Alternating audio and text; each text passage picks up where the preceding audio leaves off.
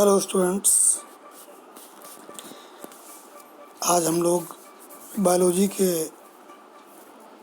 500 questions के part 1 को discuss करेंगे, जिसमें आपको टोटल 24 क्वेश्चंस का ये सेट है। तो आइए इसको डिस्कस करते हैं। इसमें जो पहला क्वेश्चन है वो ये है कि एक्सोबायोलॉजी में किसका अध्ययन किया जाता है। तो जैसा कि जो इसमें साइंस का नाम लिखा है एक्सोबायोलॉजी, एक्सो यानी बाह्य, बायोलॉजी यानी कि जीवों का अध्ययन। तो इसका आंसर होगा ऑप्शन बी, बाह्य ग्रहों तथा अंतरिक्ष में जीवन। नेक्स्ट क्वेश्चन देखते हैं।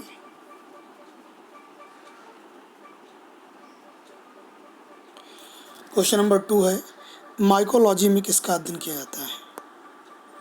तो माइकोलॉजी में जो स्टडी की जाती है वो कवक यानी कि फंगस, इनका अध्ययन किया जाता है। क्वेश्चन नंबर 3, सजावटी वृक्ष तथा झाड़ियों के संवर्धन से संबंधित अध्ययन क्या कहलाता है। तो इसका आंसर है option C, arboriculture. Question number 4 देखिएगा, साग सब्जी उत्पन्न करने वाले पौधों का अध्ययन क्या कहलाता है। तो जो साग सब्जी उत्पन्न करने वाले पौधे हैं उनका अध्ययन ऑलेरी कल्चर कहलाता है, ऑप्शन ए। क्वेश्चन नंबर 5 है, परागकणों का अध्ययन क्या कहलाता है। तो स्टूडेंट्स ये आपके लिए है, आप लोग कमेंट बॉक्स में इसका आंसर दोगे क्वेश्चन नंबर 5 का। आते हैं क्वेश्चन नंबर 6 पे, पौधे के नाम देने वाला विज्ञान क्या कहलाता है। तो पौधे के नाम या पौधों का जो अलग अलग टाइप है उनका सबका अध्ययन हम क्लासिफिकेशन में करते हैं, यानी कि जो वर्ग की है ये क्लासिफिकेशन में इनके सबके नाम किए जाते हैं। तो 6 का हो जाएगा बी। क्वेश्चन नंबर 7 है,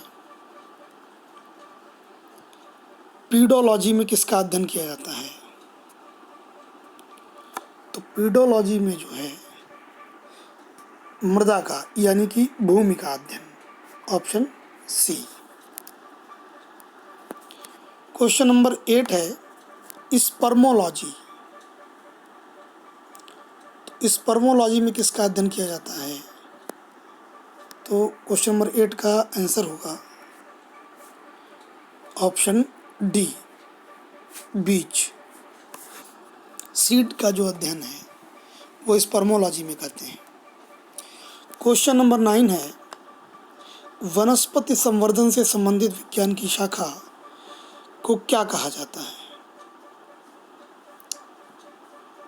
तो वनस्पति के संवर्धन, उनके विकास से रिलेटेड जो साइंस है उसको हॉर्टिकल्चर कहते हैं, 9 का ए। क्वेश्चन नंबर 10 है, पुष्पों का अध्ययन यानी फ्लावर्स की स्टडी है वो क्या कहलाती है। इसका भी आंसर आप लोग देंगे स्टूडेंट्स कमेंट बॉक्स में, और इनके जो आंसर्स हैं वो हम नेक्स्ट वीडियो लेक्चर में आपको डिस्कस करेंगे। क्वेश्चन नंबर 11 को देखते हैं, पर्यावरण का अध्ययन जीव विज्ञान की किस शाखा के अंतर्गत किया जाता है। तो जो इन्वायरमेंट होता है उसका अध्ययन हम लोग इकोलॉजी में करते हैं।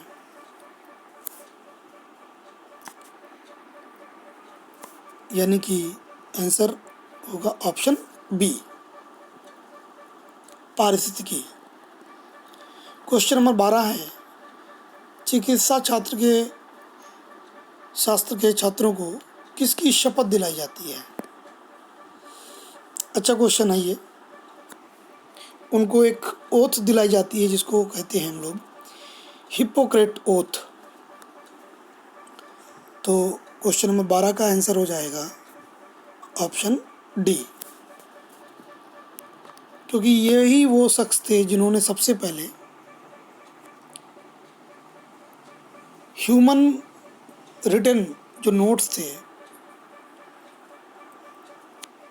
ह्यूमन की डिजीज़ के ऊपर, वो हिपोक्रेट्स के द्वारा लिखे गए थे, इसलिए इनको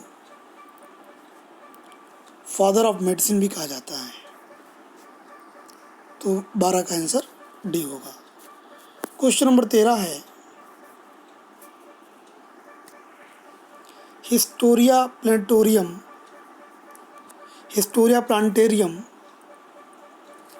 प्लांटेरम पुस्तक के लेखक कौन है?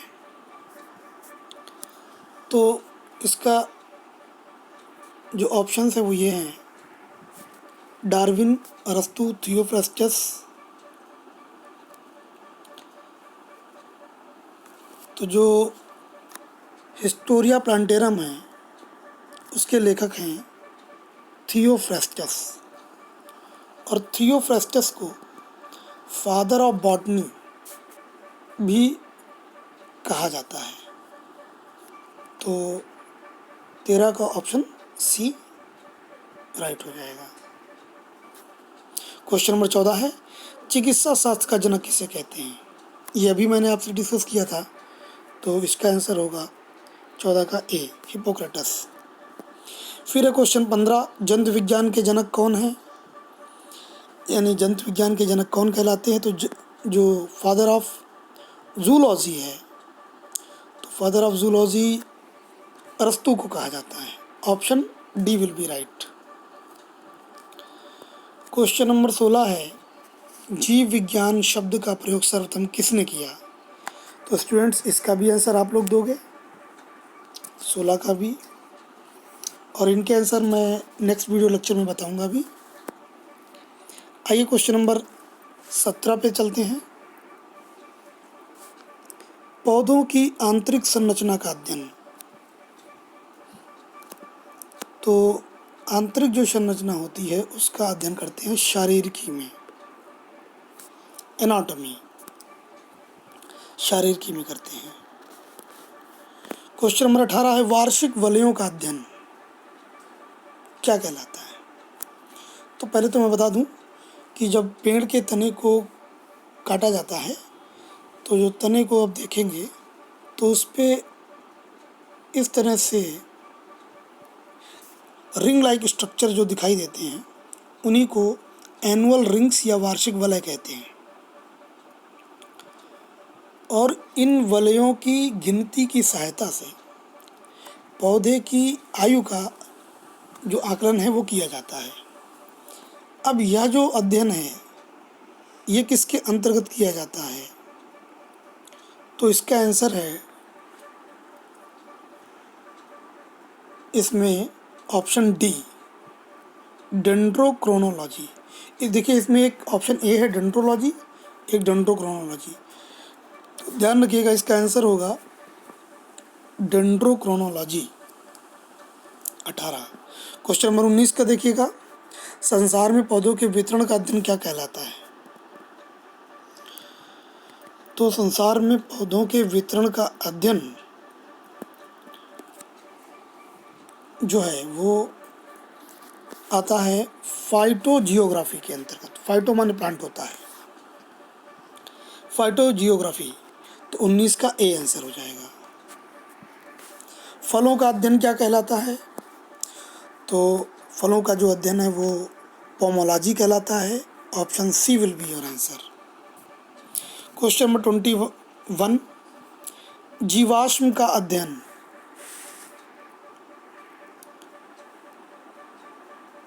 जीवाश्म वनस्पति विज्ञान में किसका अध्ययन किया जाता है? ओके, तो जीवाश्म वनस्पति विज्ञान का अध्ययन जीवाश्मों में किया जाता होगा।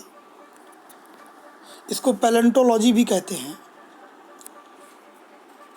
तो जीवाश्म का अध्ययन जो है जीवाश्म वनस्पति विज्ञान के अंतर्गत किया जाता है।